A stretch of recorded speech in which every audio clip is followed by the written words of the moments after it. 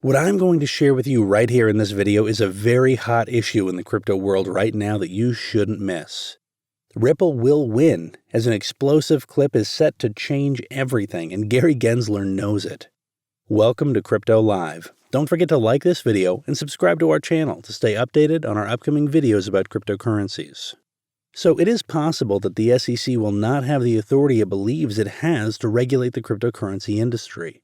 And for XRP, that would be a major win in the Ripple v. SEC lawsuit, since the SEC would be eliminated from any claim that XRP is a security of Ripple.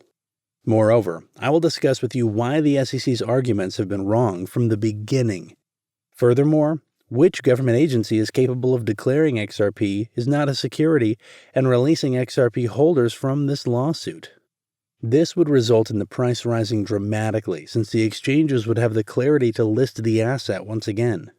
In addition to that, I'm going to show you a statement from Gary Gensler saying that back in the day, he does not know which agencies should control the cryptocurrency industry.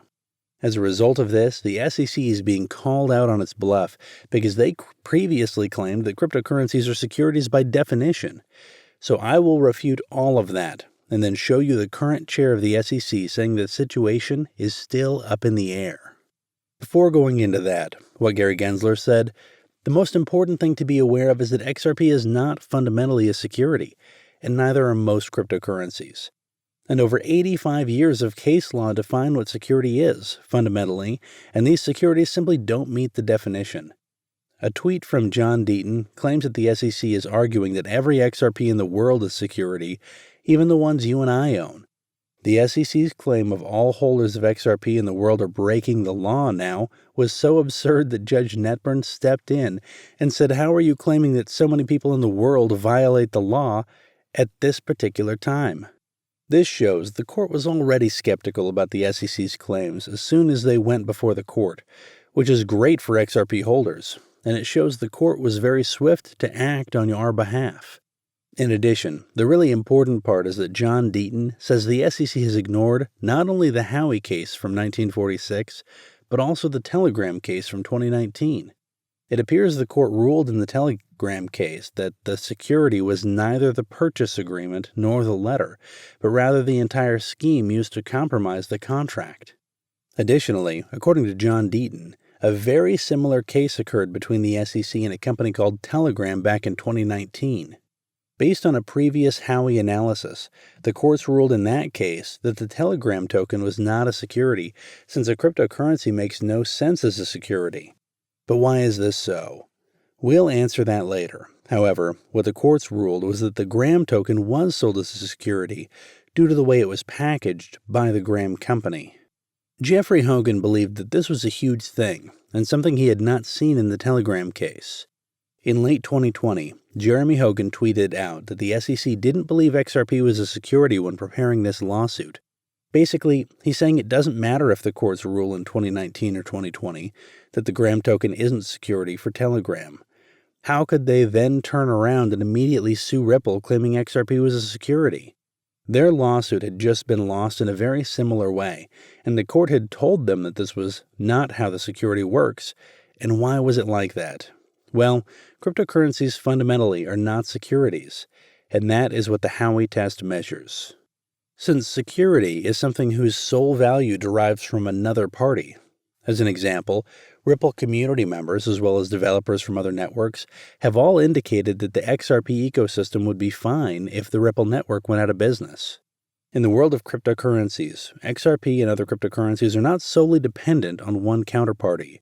Similar to XRP, its value is determined by the state of XRP's ledger and does not reflect the values of Ripple. Ripple stock would become a total loss if Ripple went out of business. In other words, XRP would be fine even if Ripple went out of business, which is quite easy to understand. Since Ripple is not present, XRP would be fine without Ripple, largely based on what has been used by the SEC for 85 years to define what a security is and what isn't. XRP will not be a security. As a result, this is the hardest thing SEC has to face because they want to control the entire industry and don't want to admit it. So why then has the SEC brought this case if Ripple XRP in no way represents a security? Also, it appears they do not believe that this meets their definition, and it is hard to believe that they are such stupid people and wouldn't think of this before the lawsuit is filed, especially considering that they just won another case in which a similar ruling was made. Considering cryptocurrencies are not securities, asking John Deaton and Jeremy Hogan whether it was possible for the SEC to purposely set up the lawsuit this way to create a separation between the sale of the token and the token itself in security terms, it's only another option, in my opinion, to assume that the SEC handled this with utter incompetence. So how do I know the SEC knew clearly that XRP lacks security? This is because they don't meet the various criteria for what constitutes a security. So is this whole lawsuit a show for courts to create a legal distinction between Ripple and the XRP it represents? And say Ripple's XRP is not your security because its value does not solely depend on you? However, the way you sold XRP was completely different, and that will be taken to the only way it could make sense. Creating precedent would be only because Congress and other regulatory agencies had not previously done so. Seeing as how the SEC does not only have the power to regulate the sales of XRP, and not the XRP itself. Furthermore, another agency may be assigned to regulate cryptocurrencies as well, because let's take the truth into account. They should have regulations. Also, Ripple states that another government authority could determine whether XRP is a security. Next, note how they do not say sales of XRP, but it may be declared a security or not by another government authority. Therefore, there is no doubt that such a possibility exists, and the attorneys for the SEC have told the court that it is more likely than not that the SEC lacks the right to impose these regulations over cryptocurrencies. Most people are likely to realize quickly that cryptocurrencies are not securities, since they do not satisfy the Securities and Exchange Commission's criteria for what a security is. Having said that, it is very important to comprehend that it is difficult to imagine that the SEC doesn't get this. After all, they're smart people with great legal teams. Gary Gensler said the decision of whether to call these cryptocurrencies securities is up in the air. The question of what agency will regulate these cryptocurrencies remains up in the air. Gary Gensler is probably saying that they're all securities right now because he wants to control the industry. Consequently, he disregards the fact that it does not follow this definition perfectly because he believes he will do the best job.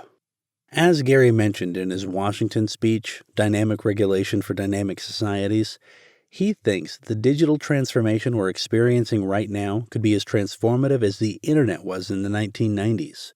And a dynamic society can never have a static regulation. In addition, he talks about cryptocurrency right here, which is just so intriguing because this is the first time we've heard Gary Gensler talk positively about transforming regulation to better suit the cryptocurrency industry. Gary also said that the regulation of crypto should be dynamic and should be tailored to the market. Back in 1933, securities regulation came from the CFTC, and you believed in the CFTC as a regulator. Perhaps there is an entirely new regulatory body, or the SEC doesn't have to exist. Likewise, even though Bitcoin is a pure cash cryptocurrency, it still requires more protection when compared with other cryptocurrencies, and probably more protection than even corn or wheat markets. So whether it's CFTC or the SEC, he'll remain neutral. He is saying that he doesn't care if the CFTC or the SEC regulates them, he just wants them to be regulated. Further, it will go a long way once this regulation is in place. That's all for this video about crypto, and thank you for watching. If you would like to receive updates on the crypto market, make sure you click the subscribe and bell button.